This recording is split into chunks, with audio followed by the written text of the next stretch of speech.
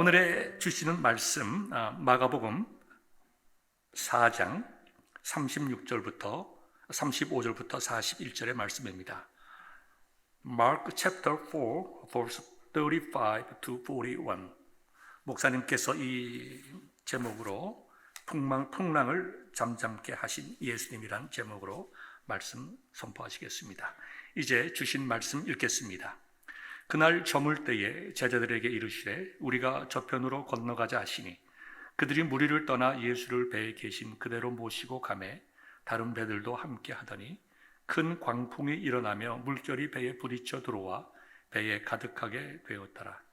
예수께서는 고물에서 베개를 베고 주무시더니 제자들이 깨우며 이르되 선생님이여 우리가 죽게 된 것을 돌보지 아니하시나이까 하니 예수께서 깨어 바람을 꾸짖으시며 바다더러 이르시되 잠잠하라 고요하라 하시니 바람이 그치고 아주 잔잔하여지더라. 이에 제자들에게 이르시되 어찌하여 이렇게 무서워하느냐 너희가 어찌 믿음이 없느냐 하시니 그들이 심히 두려워하여 서로 말하되 그가 누구이기에 바람과 바다도 순종하는가 하였더라. 하나님의 말씀입니다. 아멘. In this section of Mark, we see a number of stories which highlight Jesus as a miracle worker. Now, these miracles are for the purpose of invoking a judgment from those who witness them, just as to answer the question who Jesus is. You will see that they will cause people involved in these events to choose between faith and fear, acceptance and rejection of Jesus, between faith and despair, belief and disbelief. 우리는 오늘 이 마가복음을 통해서 예수님의 그 이적들을 강조한 여러 장면들을 볼 수가 있습니다. 이런 이적들은 직접 목격한 그 당시 사람들에게 예수님이 과연 누구신가에 대한 그런 질문을 하게 만들었습니다. 또한 이런 이적들을 경험한 사람들이 믿음과 두려움 혹은 예수님을 받아들이거나 거절하는 이 둘 사이에서 한 가지를 택하는 것을 볼 수가 있습니다. The point of these stories, by drawing us into them, is to get it to ask ourselves the question, who is Jesus? Here we have an incident that caused the disciples to ask it, and it shows us how they ask it. Who then is this, that even the wind and the sea obey him?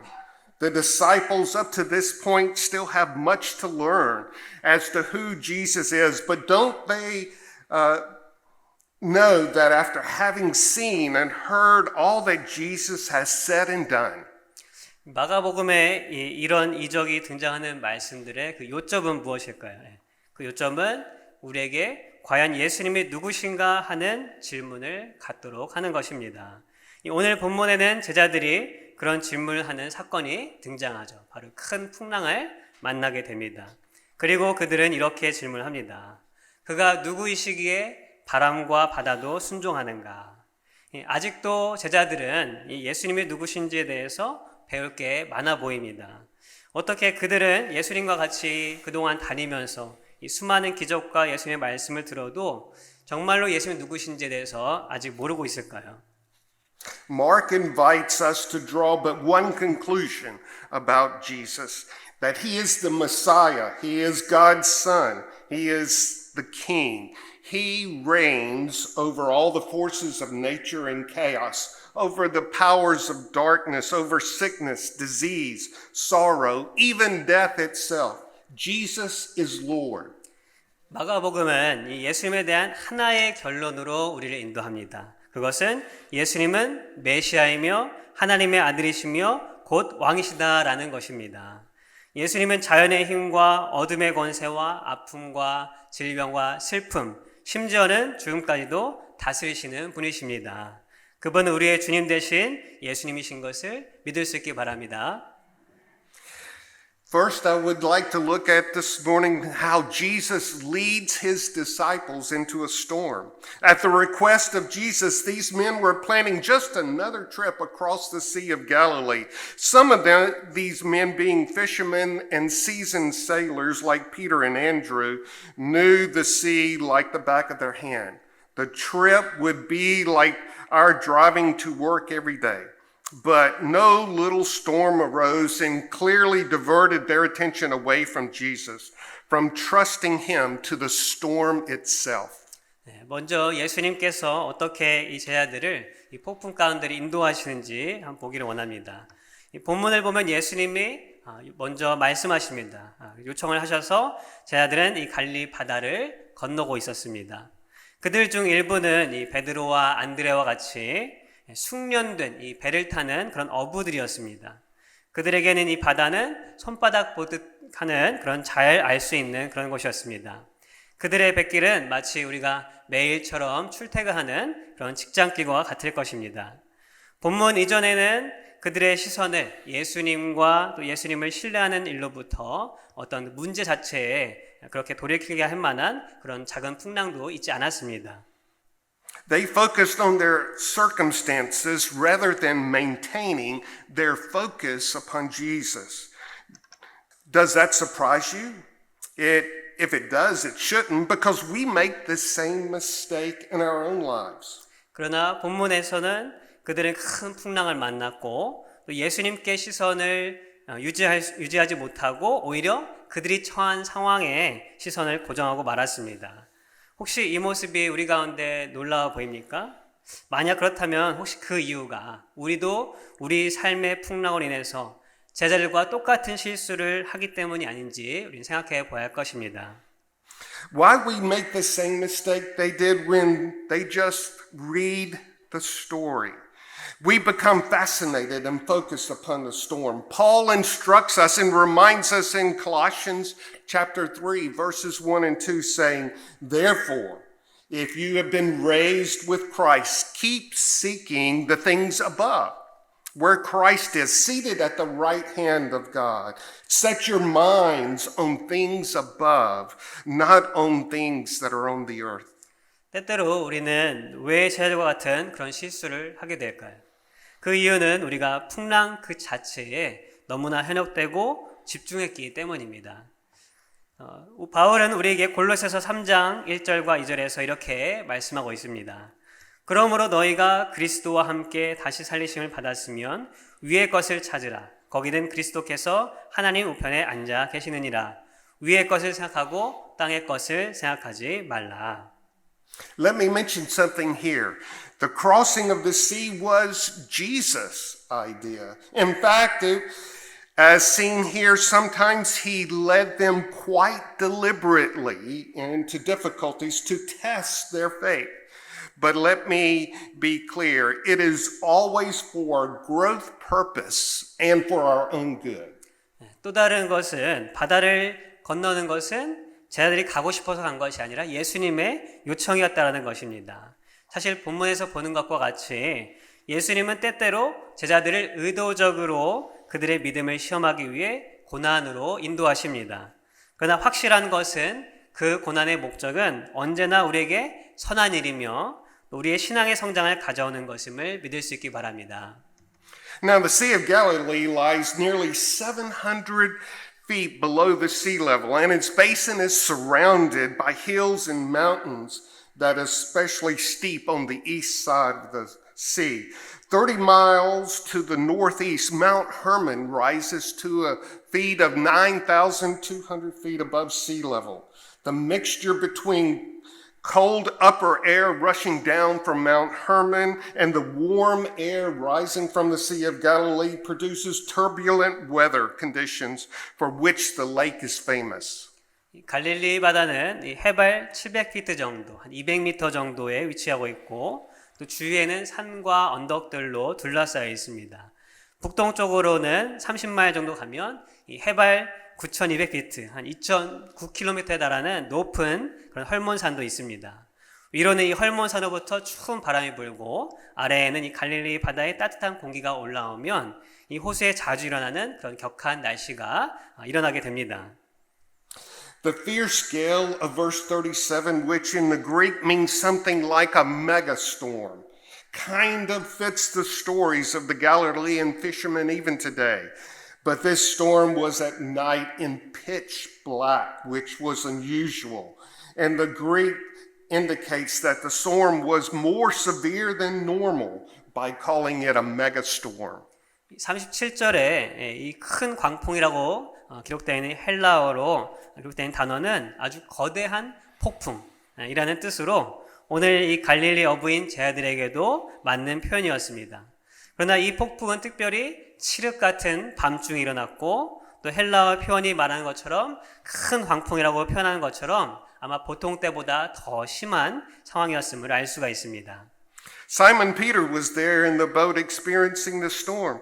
Later on, he was to write to Christians who were facing persecution in Rome, I think demonstrating that he had come to learn through the trials that he went through for the purpose of trials, that they are to perfect us and to teach us the things that we need to learn about life. 이 시몬 베드로도 그 풍랑을 경험한 후 나중에 이 핍박 가운데 있는 우리 성도들, 초대교회 성도들에게 이때의 경험을 생각하면서 편지를 썼습니다. 저는 아마도 그가 이런 고난과 시련을 통해서 배운 여러 가지 것들을 이 편지에 설명했으리라 생각합니다. Peter, writing to those who were being persecuted, said in 1 Peter chapter 1, verses 6 and 7, "In this you greatly rejoice, even though now for a little while, if necessary, you have been distressed by various trials, so that the proof of your faith, being more precious than gold, which is perishable, even though tested by fire, may be found to result in the praise and the glory at the revelation of Jesus Christ." 베드로는 이 베드로전서 1장 6절과 7절에서 이렇게 기록합니다. 그러므로 너희가 이제 여러 가지 시험으로 말미암아 잠깐 근심하게 되지 않을 수 없으나 오히려 크게 기뻐하는도다. 너희 믿음의 확실함은 불로 연단하여도 없어질 금보다 더 귀하여 예수 그리스도께서 나타나실 때에 칭찬과 영광과 존귀를 얻게 할 것이니라.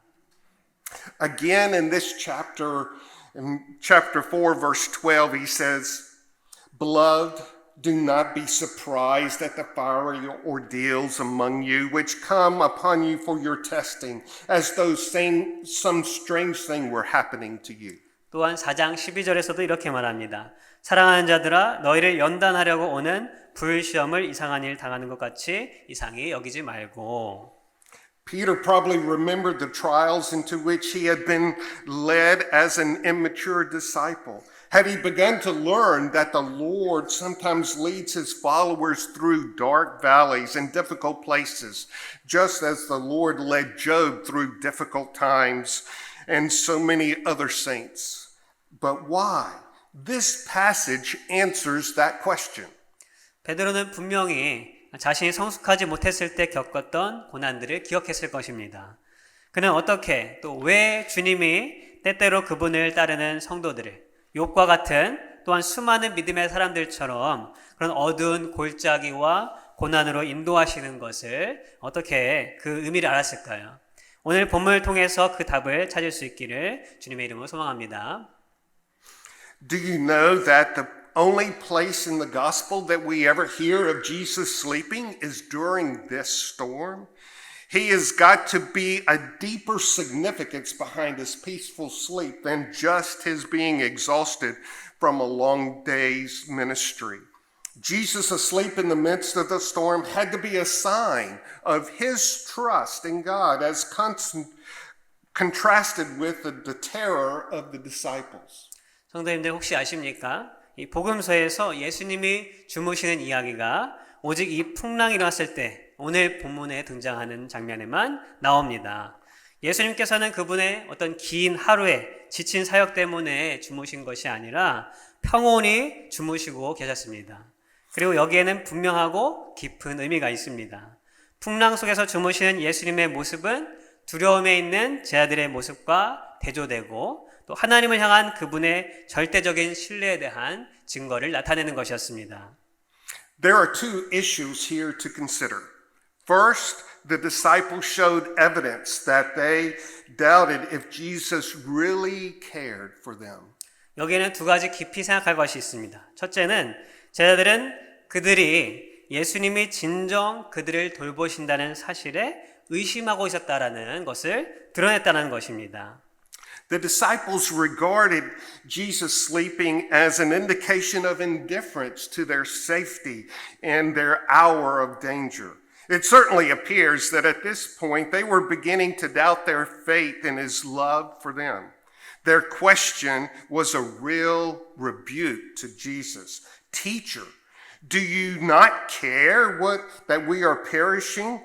Kind of like, oh, so you don't care if we drown. Of course, you can recognize that this is the language that reflects the way frustrated and desperate people sometimes so often talk.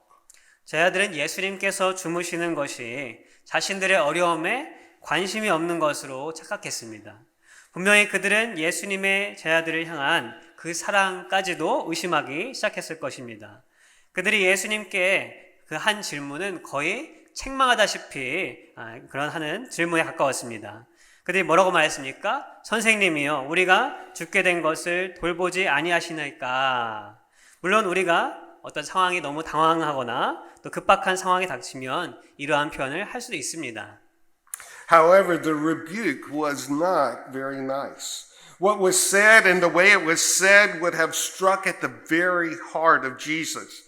The reason he was in the boat, indeed, in the world, and the reason why he was going to die on the cross was because he did care for them. He did love them. 그러나 질책하는 이러한 투의 말은 적절한 표현이 아니었습니다. 이들의 태도와 말은 예수님의 마음을 아프게 하였을 것입니다. 예수님께서 그 배에 있던 이유나 이 세상에 오신 이유가 무엇입니까? 바로 그들을 돌보시고 사랑하시기 때문에, 또한 그들을 위해서, 우리를 위해서 십자가에서 죽으려 오신 것이 아닙니까? Yet it is evident that they were not persuaded in their hearts that this was so. And as a result, they allowed the storm to come between them and the assurance of Jesus' devotion to them. 그러나 제자들은 이러한 예수님의 마음을 알 수가 없었습니다. 그로 인해 결국 그들은 예수님의 그들을 향한 사랑에 대한 그 확신과 또 그들 사이에서 그 큰 풍랑을 허락하고 말았습니다. Are we not like them in many ways? When storms arise in our life, our hearts and minds are focused on the storm, and we can sometimes doubt his love for us. We allow our faith to be diverted from the cross, and we lose our moorings in the storms of life. We have so little faith. 우리도 여러 가지 면에서 이 제자들과 같지 않습니까? 우리의 삶에 풍랑이 찾아오게 되면 우리는 그 풍랑에 우리의 마음과 생각을 온전히 빼앗겨서 주님의 사랑을 의심할 때도 있습니다. 우리는 우리의 믿음이 이 주님의 십자가 사랑에서 멀어지도록 하고 또 삶의 풍랑 속에 방향을 잃어버리기도 합니다. 이런 우리의 믿음은 너무도 작은 믿음입니다. The second issue was that the disciples had failed to trust Jesus' word. Look at verse 35. In the storm, they had forgotten what he said. They had not held onto the word to give themselves assurance that they would reach the other side of the shore safely. They had allowed the voice of the storm to silence the voice of the Lord. 두 번째는 제자들이 예수님의 말씀을 믿는 것에 실패했다라는 것입니다. 35절을 보시면 풍랑 속에서 제자들은 예수님이 하신 말씀을 잊어버렸습니다. 그들은 자신들을 이 갈릴리 바다 저편으로 안전히 인도하실 수 있는 그 주님의 말씀을 붙잡지 못했습니다. 그들은 주님의 그 침묵의 말씀 속에 풍랑의 그런 시끄러운 소리가 가득하도록 허락했습니다. So Jesus is awakened, and so the second rebuke we see in this passage. He rebukes the wind and the sea. Jesus here commands the sea and the wind, saying, hush, be still. And just saying 3 words, the wind and the sea become strangely calm in obedience to Jesus' command. Having rebuked the storm, Jesus now turns to his disciples, and now the third rebuke we see in this passage, for he rebukes them for their lack of faith expressed in their terror. The disciples' faith is still quite weak, and their knowledge and understanding of who Jesus is very limited, but things are about to change. 그래서 예수님은 잠에서 깨어나셨고 오늘 본문의 이 2번째 책망으로 바람과 바다를 꾸짖으셨습니다. 예수님은 바다와 바람을 향해 잠잠하라, 고요하라 라고 명령하십니다. 이 짧은 몇 마디 말에 이 바다와 바람은 주님의 말씀에 순종하여 놀랍게도 잠잠해졌습니다. 그 후에 예수님은 제자들을 향해 3번째 책망을 하십니다. 무엇에 대해 책망하십니까? 그들의 믿음 없음에 대해서 책망을 하셨습니다. 제자들의 믿음은 아직 연약했고 예수님이 누구신지에 대한 지식과 깨달음이 부족했습니다.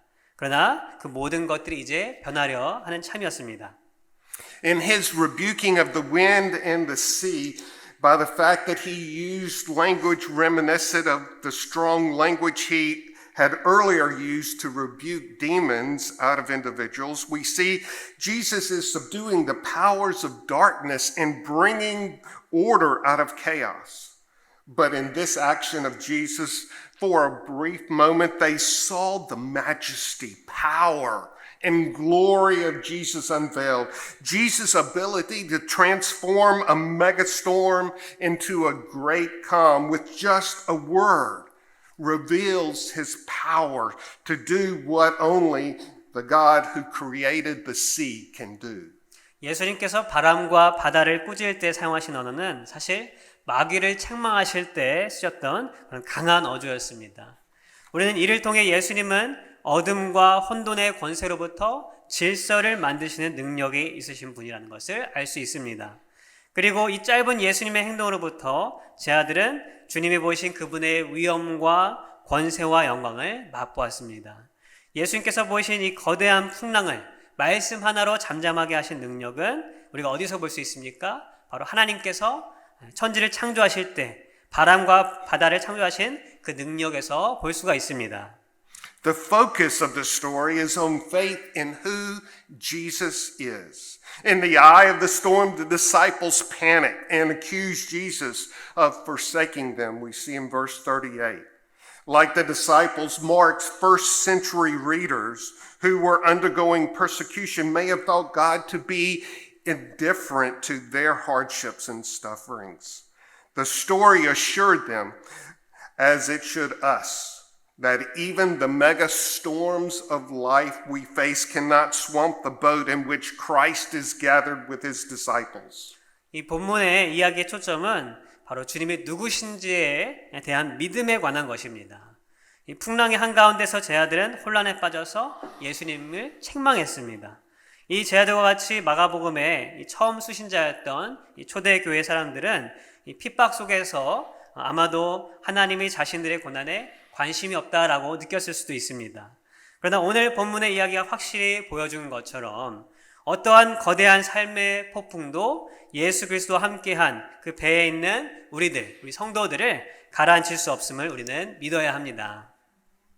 Now, please note that Jesus does not rebuke their disciples for their lack of knowledge, but for their fear. The real threat to faith comes not from a lack of knowledge, but from doubt and fear. We need the faith of the psalmist in Psalm 46 when he says, God is our refuge and strength, a very present help in trouble. Therefore, we will not fear, though the earth should change and the mountains slip into the heart of the sea, though its waters roar and foam, though mountains quake at its swelling pride. 우리가 분명히 알아야 할 것은 예수님께서 책망하신 것은 그 제자들의 무지함이 아니었습니다. 그것은 그들의 두려움이었습니다. 진정으로 우리의 믿음을 위협하는 것은 우리의 어떤 부족한 지식이 아니라 의심과 두려움입니다. 우리는 시편 46편의 기자의 그 고백과 같은 그런 믿음이 있어야 합니다. 이 시편 46편은 뭐라고 말하고 있습니까? 하나님은 우리의 피난처시요 힘이시니 환난 중에 만날 큰 도움이시라. 그러므로 땅이 변하든지 산이 흔들려 바다 가운데 빠지든지 바닷물이 솟아나고 뛰놀든지 그것이 넘침으로 산이 흔들릴지라도 우리는 두려워하지 아니하리로다. While Jesus stilled the storm in nature, he created a spiritual storm in the hearts of the disciples. They became very much afraid and said to one another, "Who then is this?" Their response to Jesus coming to see is that they were terrified of him who had such power. Such is the conclusion to this whole matter. 예수님께서 자연의 풍랑을 잠재우시는 동시에 제자들의 마음속에는 영적인 풍랑, 바람을 일으키셨습니다. 그들은 서로 두려워하면서 얘기했습니다. 이분이 과연 누구신가? 풍랑을 말씀 하나로 잠잠케 하시는 그 주님의 권세 앞에 그들의 반응은 두려움이었습니다. 그렇다면 이 모든 것의 결론은 무엇일까요? 이 말씀하는 것이 무엇일까요?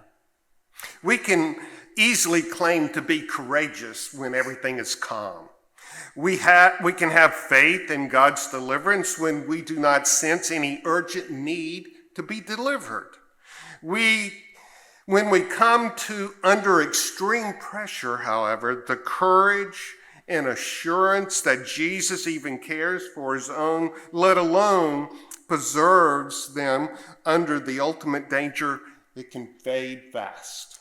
우리는 모든 것이 평온할 때는 누구나 담대하고 믿음이 있어 보이기 쉽습니다. 우리는 나에게 별다른 필요를 느끼지 않는 그런 평온한 때에 하나님이 나를 구하신다는 그런 믿음의 확신을 가질 수가 있습니다. 그러나 우리가 정말로 믿음이 필요한 때에는 이 극심한 고난 속에 있을 때 오히려 예수님의 그 성도들 향하신 돌보심에 대한 그런 용기와 확신만이 우리를 그런 어려움 속에서, 그런 처절한 어려움 속에서 우리를 보호하실 수 있음을 믿어야 됩니다. The desperation of the disciples while Jesus serenely sleeps may seem to parallel an individual's sense of abandonment. When the mega storms sweep through our lives, Jesus may seem indifferent to our plight, asleep at the helm, or even absent. Many who lose their jobs, their health, and their friends because of COVID and other reasons may feel that Jesus deliberately ignores their situation and shows no concern for them. Fear leads to despair that God does not care.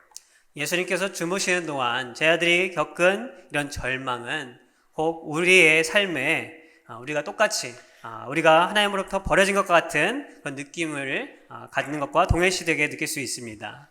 이 거대한 풍랑이 우리의 삶을 뒤덮게 되면 주님은 아마도 우리의 외침에 무관심해 보인다라고 느낄 수도 있고 주무신다고 느끼거나 아예 존재하지 않는다라고 느낄 수도 있습니다. 코로나로 인해서 아니면 다른 이유로 인해서 직장을 잃었거나 건강이 좋지 않게 되거나 가족 혹은 친구들을 잃은 사람들은 아마 예수님께서 나의 삶에는 관심이 없는 것 아닌가 하고 생각할 수 있습니다. 이 두려움은 하나님께서 우리에게 관심이 없다라는 그런 절망으로 우리를 내모기도 합니다.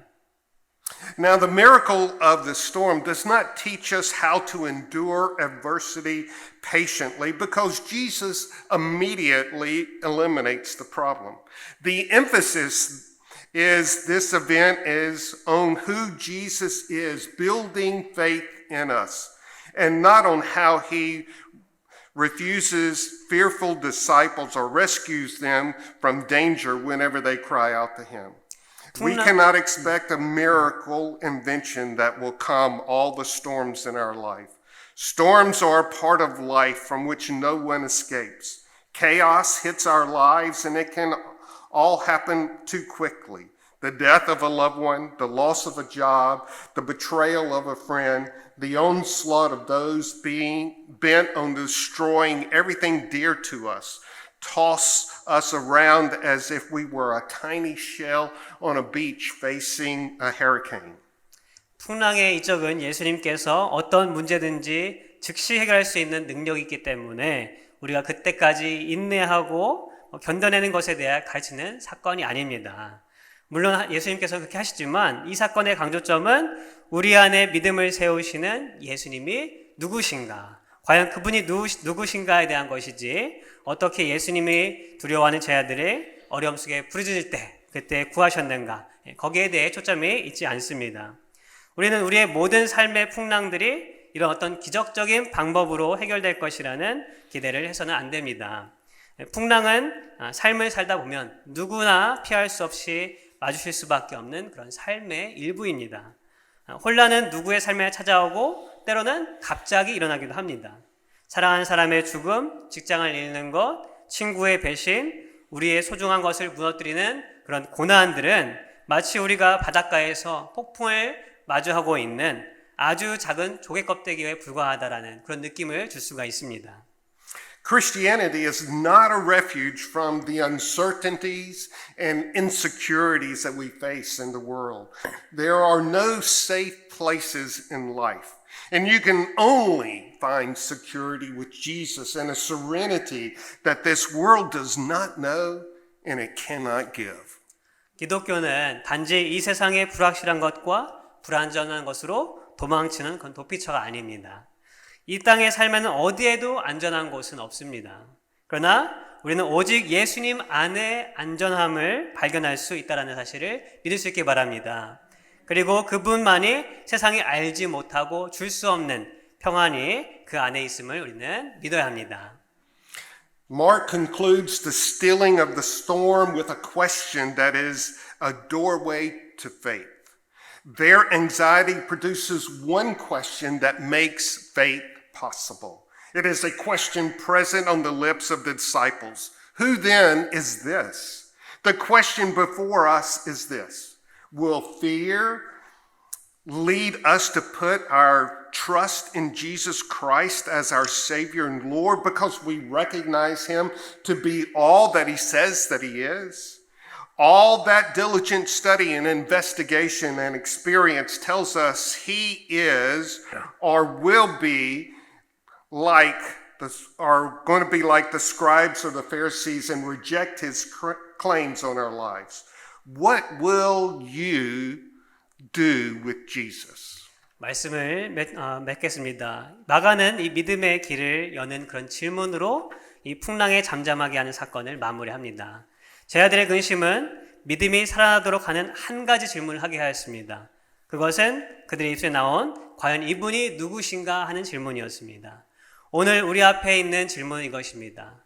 우리 삶에 있는 어떤 근심거리들, 그런 두려움들이 과연 내가 정말로 신뢰하는 그 예수님을 붙잡고 그분만이 나의 구세주고 나의 주님이심을 고백하고 신뢰할 수 있을 것인가? 그쪽으로 인도할 것인가?